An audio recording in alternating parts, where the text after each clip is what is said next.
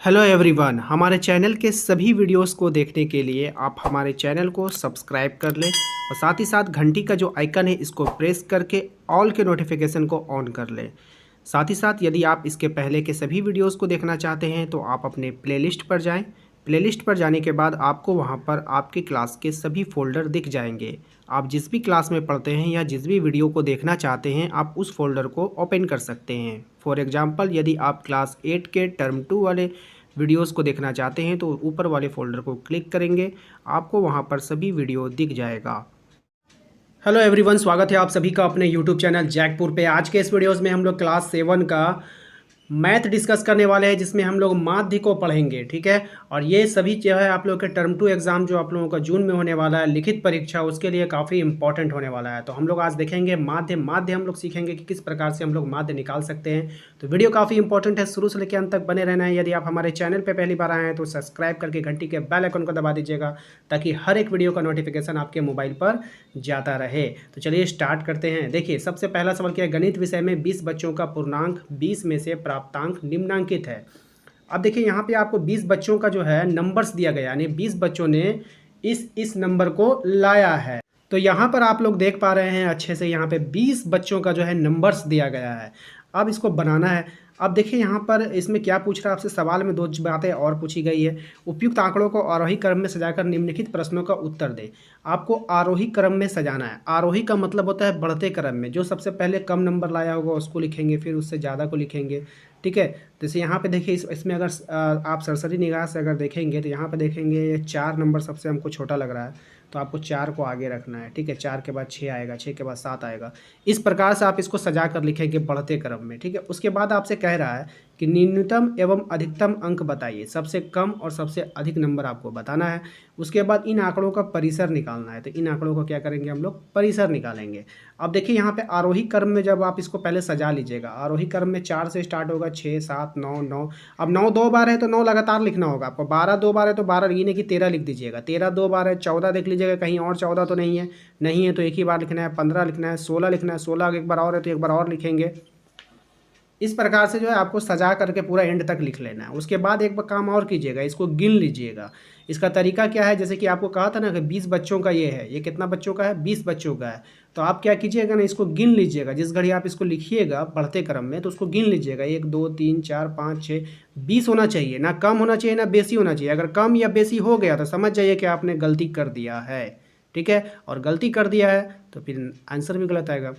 अब आपसे पूछा था न्यूनतम और अधिकतम, तो इसमें न्यूनतम कौन होगा, सबसे कम पहला वाला 4। अधिकतम कौन होगा, सबसे आखिरी वाला 20। तो पहला का आंसर आपका हो गया न्यूनतम अधिकतम, ठीक है। अब देखिए परिसर निकालने का जो तरीका होता है, अधिकतम अंक में न्यूनतम अंक घटाकर हम लोग परिसर बताते हैं। तो जो अधिकतम अंक होगा आपका, सबसे अधिकतम सबसे हाईएस्ट कितना लाया है 20 नंबर, सबसे कम कितना लाया है 4 नंबर, इन दोनों का अंतर यानी कि घटाव बताना है 16। यही आपका आंसर हो जाएगा। तो उम्मीद करते हैं कि आपको समझ में आ गया है। और अभी तक आपने लाइक नहीं किया है तो प्लीज़, समझ में आया है तो लाइक ज़रूर कर दीजिएगा, ठीक है। जल्दी सा लाइक कीजिए, फिर हम आगे बढ़ते हैं, ठीक है ना।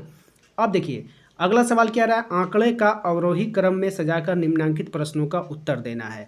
यानी कि अवरोही, आरोही नहीं है, अवरोही यानी कि अब घटते क्रम में होगा, पहले बड़का होगा फिर छोटका होगा, ठीक है। समझ में आ गया। अब देखिए उसका प्रश्नों का उत्तर देना है।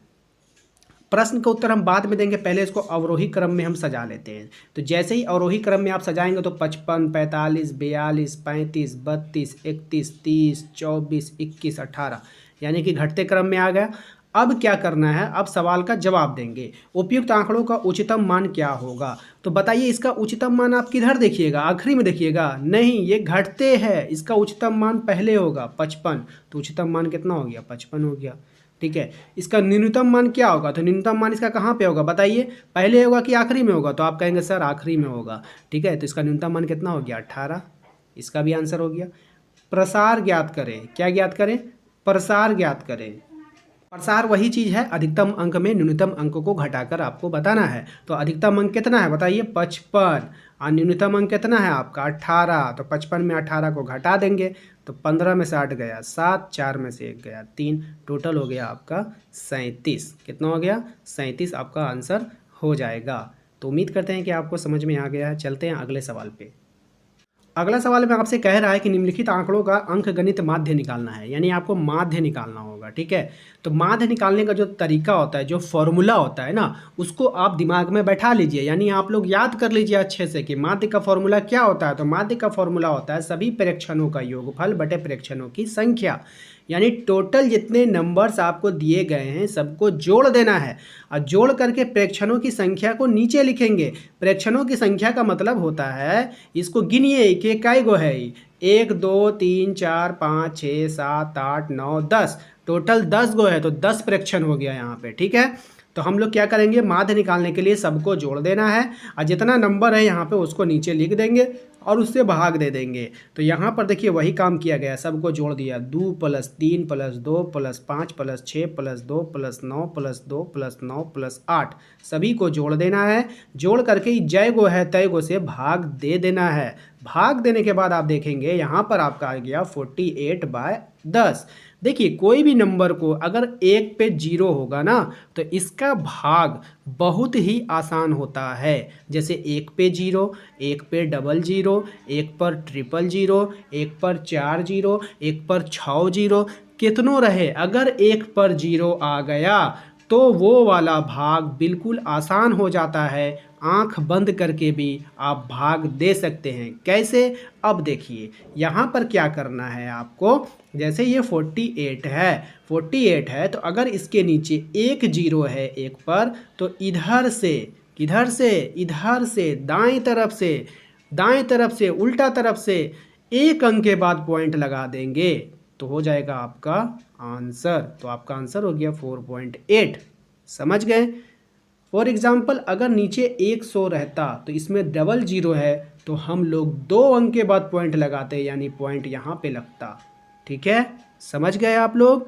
चलिए, समझ में आ रहा है तो वीडियो को लाइक जरूर कर दीजिएगा। चैनल पे पहली बार आए हैं तो सब्सक्राइब कर लीजिएगा इस तरह से पढ़ाई पढ़ने के लिए। ठीक है, अगले सवाल पे चलते हैं। अगला सवाल देखिए क्या है हमारा।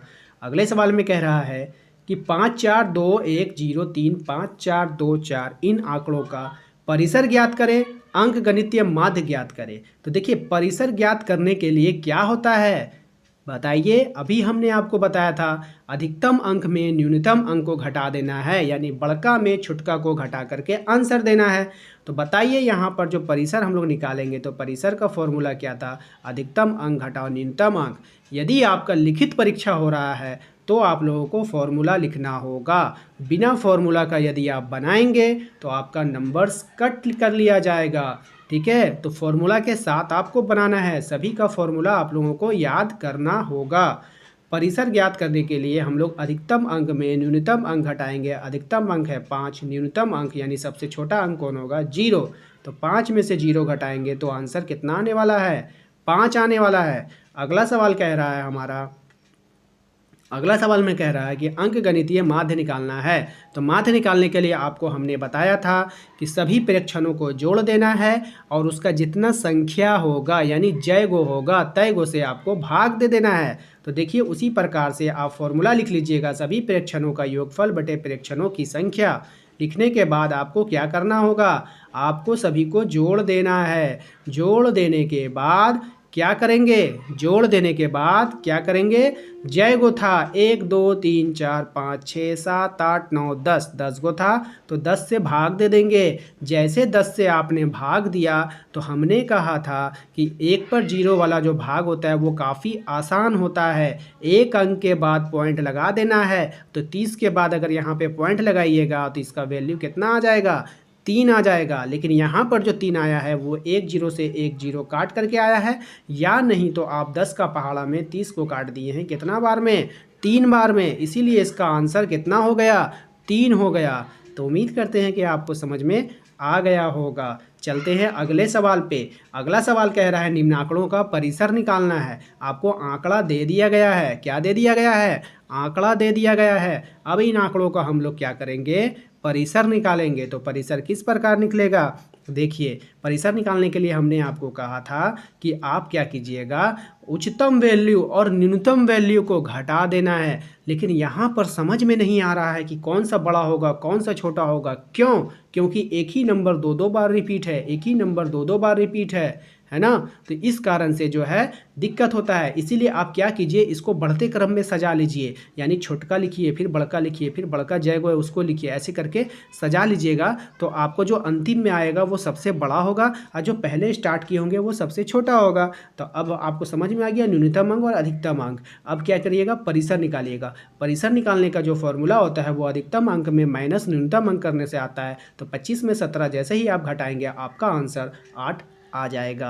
तो उम्मीद करते हैं कि आपको समझ में आ गया है। वीडियो अच्छा लगा है तो लाइक कर दीजिएगा। चैनल पे यदि पहली बार आए तो सब्सक्राइब करके घंटी के बेल आइकन को दबा दीजिए ताकि हर एक वीडियो का नोटिफिकेशन आपके मोबाइल पर जाता रहे। वीडियो को ज़्यादा से ज़्यादा दोस्तों तक शेयर करें ताकि उनका भी हेल्प हो सके। मिलेंगे अपने अगले वीडियो में। Thank you.